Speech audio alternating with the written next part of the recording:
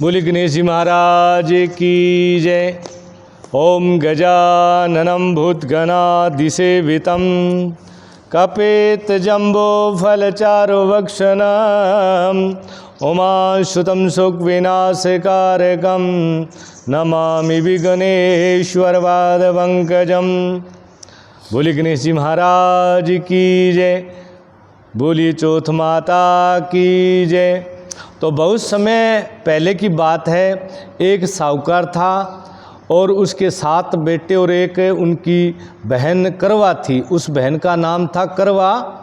सभी 7 भाई अपनी बहन से बहुत प्यार करते थे, यहाँ तक कि वह पहले बहन को भोजन खिलाने से पहले स्वयं भोजन नहीं करते थे। वह पहले अपनी बहन को भोजन खिलाकर फिर भोजन करते थे। एक बार उनकी बहन ससुराल से मायके आ गई और शाम को भाई जब अपना व्यापार व्यवसाय बंद कर घर आए तो देखा कि उनकी बहन बहुत व्याकुल थी। सभी भाई खाना खाने बैठे और अपनी बहन से भी खाने का आग्रह करने लगे। उस दिन उस करवा चौथ का व्रत था। उसकी बहन ने करवा चौथ का व्रत रखा था, परंतु उनके मन में तो यही आया कि हम तो खाना खाने के लिए बैठ गए हैं, परंतु बहन को तो आज अपने खाना खिलाया नहीं। तो फिर बहन से आग्रह किया कि बहन आ जाओ, तुम भी भोजन कर लो। तो बहन ने कहा कि भाई आज मेरा करवा चौथ का व्रत निर्जल व्रत है और वह खाना सिर्फ चंद्रमा को देखकर उसे अर्घ्य देकर ही खा सकती है, किंतु चंद्रमा अभी तक नहीं निकला है, इसलिए वह भूख प्यास से व्याकुल हो उठी है। सबसे छोटे भाई को अपनी बहन की हालत देखी नहीं जाती और वह दूर पीपल के पेड़ पर दीपक जलाकर और छलनी की ओट से में रख देता है। दूर से देखने पर वह ऐसा लगता है कि चांद निकल आया है। तो इस प्रकार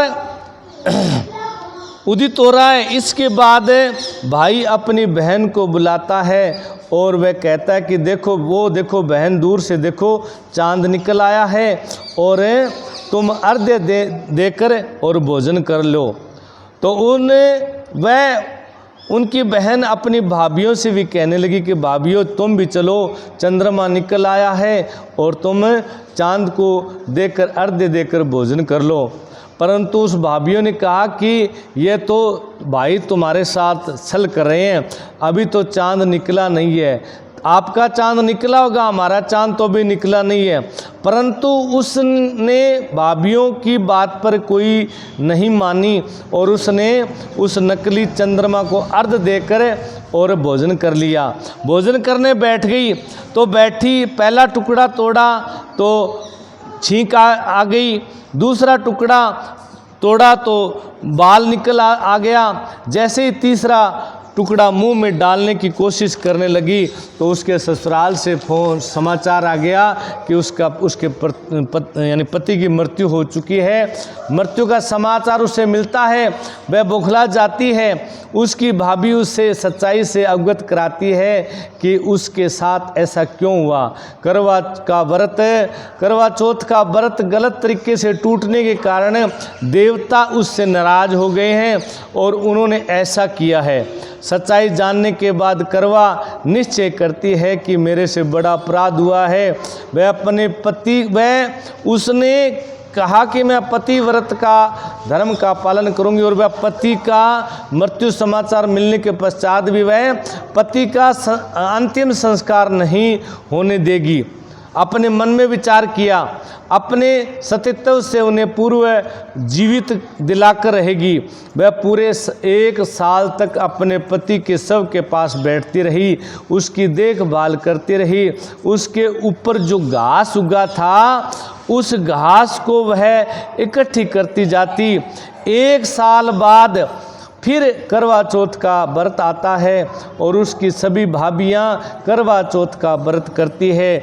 जब भाभियाँ उससे आशीर्वाद लेने आती है तो वह प्रत्येक भाभी से यम सुई ले लो, जो घास उगा था उससे वो कहती है कि यम सुई ले लो और मेरे को सुहागन बना दो, ऐसा आग्रह करती है। लेकिन हर बार उसकी भाभी उसे अगली भाभी से आग्रह करने का कह चल देती है। इस प्रकार जब 6 नवंबर की भाभी आती है, इनके गई 6 नंबर की भाभी जब आती है और वह उससे कहती है कि तुम भी मेरे को ऐसा आशीर्वाद दे दो कि मैं सदा सुहागिन हो जाऊं, तब 6 नंबर की भाभी ने कहा कि जो आपके सबसे छोटे भाई ने आपको व्रत जो खंडित किया था उसकी पत्नी में ही शक्ति है कि वह तुम्हारे पति को दोबारा जीवित कर सकती है। इसलिए जब वह आए तो तुम उसे पकड़ लेना, जब तक वह तुम्हारे पति को जिंदा न कर दे उसे नहीं छोड़ना। ऐसा कह के वह चली जाती है। और उसके बाद जब सबसे छोटी उसकी भाभी जो आती है तो उनसे वह ऐसा आग्रह करती है और अतः उससे करवा उनसे भी सुहागिन बनने का आग्रह करती है, लेकिन वह टाल मटोल करने लगती है। इस देख करवा उन्हें जोर से पकड़ लेती है और अपने सुहाग को जिंदा करने के लिए कहती है। भाभी उससे छुड़ाने के लिए सोचती है तो खसोटती है, लेकिन करवा उसे नहीं छोड़ती है। अतः उसकी तपस्या को देखकर भाभी पसीज जाती है और अपनी छोटी उंगली को चीर कर और उसमें से अमृत उसके पति के मुंह में डाल देती है। करवा का पति तुरंत श्री गणेश करता हुआ और बैठ जाता है और इस प्रकार प्रभु कृपा से उसकी छोटी भाभी के मध्य से करवा को अपना सुहाग वापस मिल जाता है।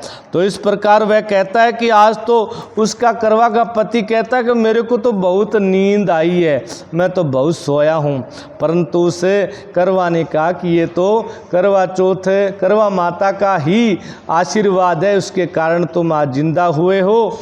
तो जिस प्रकार करवा को चीर सुहाग का वरदान आपसे मिला वैसा ही सब सुहागिन को मिले। तो इति में कथा समाप्तम। बोलिए करवा चौथ मैया की।